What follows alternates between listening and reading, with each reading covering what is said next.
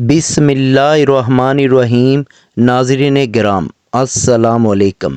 آج ہم آپ کو روزے کب فرض ہونے کا مکمل واقعہ سناتے ہیں۔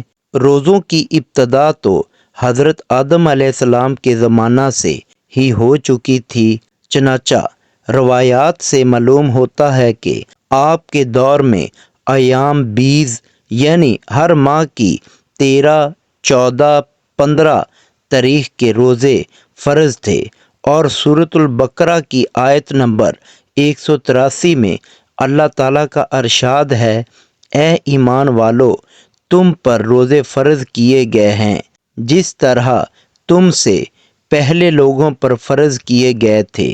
یہ آیت حضرت آدم علیہ السلام سے لے کر حضرت خاتم النبی صلی اللہ علیہ وسلم تک تمام امتوں کو شامل کیا گیا ہے۔ تو جس طرح نماز کی عبادت سے کوئی شریعت اور کوئی امت خالی نہیں تھی، اسی طرح روزہ بھی ہر شریعت میں فرض رہا ہے۔